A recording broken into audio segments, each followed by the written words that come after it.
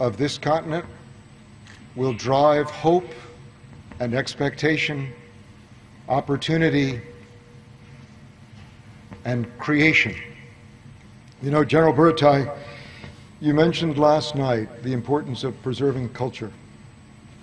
And I was talking to the distinguished representative of Botswana about the role his military has played there to make sure that sacred heritage given not by man but by God in the form of the great, extraordinary creatures of that country are preserved.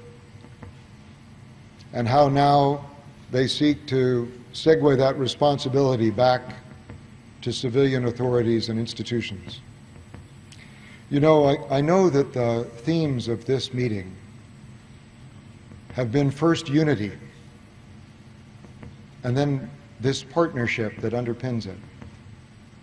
But it's also been security, stability, and prosperity, as you just heard again. I don't know where you draw a line of separation between them. Years ago, I was in one of your countries, and I spoke to a distinguished leader, and I said, "General, what's your greatest concern?" What do you think he said? Chiefs of Defense and Army chiefs, what do you think he said? What is your greatest concern? Security. So I said, thinking that I got the answer right, I said, "General, I'm not surprised, but what about other things? What about jobs? What about infrastructure and health and education?" And this very kind leader of men and women and of his nation looked at me and he said, "Mr. Ambassador, that is security." So he put together in that lesson for me that day the notion that security and stability that lasts depends on prosperity, and prosperity depends on people. Then years earlier, I learned the second great lesson of my life as a leader in another country that's near and dear to my heart. I spoke with a retired general, and I said, "What is your principal concern for your country?" And he said, "It is that the people of my country depend too much on the government instead of the government depending on the people." So that sunk in a little bit. And then I said, "Well, how would you have it differently?" And he said, "What kind of democracy can we have when the people depend on the government instead of the government on the people?" The third great lesson I've learned in my life as a diplomat, in my life, period, I learned from a friend who was a leader in another country, far away. He was elected to office, and in his city and state, there were roads that weren't built, squares that weren't finished, schools that were falling into disrepair. He was elected, and I came back to visit there 6 months later, and every single project was completed. And I looked at him with amazement, and I said, "How did you do it?" And he said, "It's amazing what you can do if you don't steal the money." These themes of security, of stability rooted in the relationship between citizens and government, and in the prosperity that comes from investing resources well, these have been fundamental themes not just in my work life, for they've dominated my 33 years of service, but I think in the life of my mind and the things that I think about. Well, gentlemen, I would end only with one other story. Years ago, I was out in a grove of the tallest trees in the world, the coastal redwoods of California. They are army green in color. And I learned something amazing. I learned that those trees that stand so tall are held together and held up by the fact that their roots intertwine.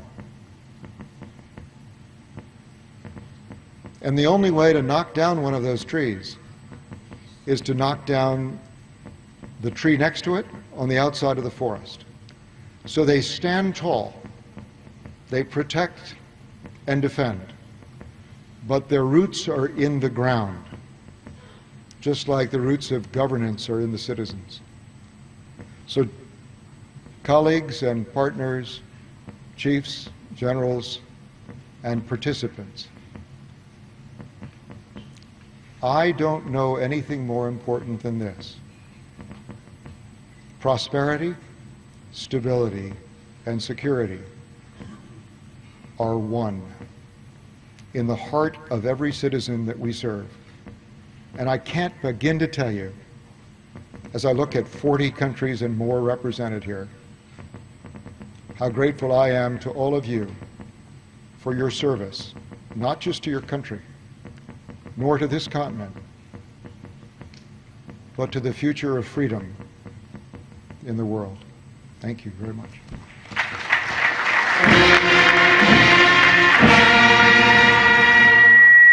Can we give Your Excellency another standing applause, please? Thank you very much. Thank you very much, Your Excellency.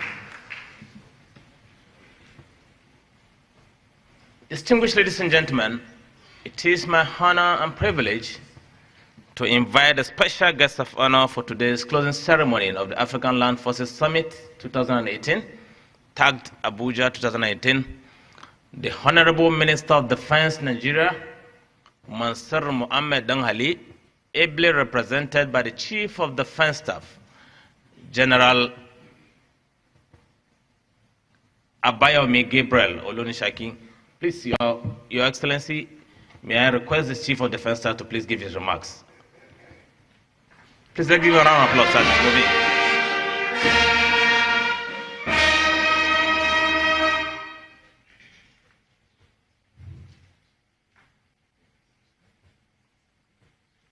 Your Excellency, Ambassador of United States of America to Nigeria, Ambassador Symington Stewart, and thank you for sharing your practical experiences with us this afternoon. The co-host, Chief of Army Staff, Nigeria, Lieutenant General T.Y. Buratai, the Commander General, U.S. Army Africa, Brigadier General Lebeuf, Defense Attaché here present, the various Chief of Staff and Chief of Army Staff of participating countries, representatives from allied countries, principal staff officers from Nigeria Service Headquarters, members of the academia, moderators and discussants, senior military officers, both serving and retired, distinguished participants and invited guests, gentlemen of the press, ladies and gentlemen. Permit me to tender the apology of my minister, the Honorable Minister of Defense Nigeria, Mansur Danghali, for his inability to be here with us this afternoon.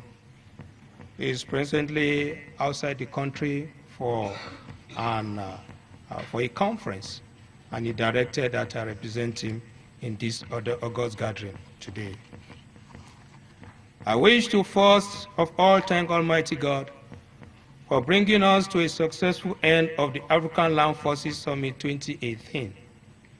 I hereby congratulate the Chief of Army Staff, Nigerian Army, and Commanding General, United States Army Africa Forces.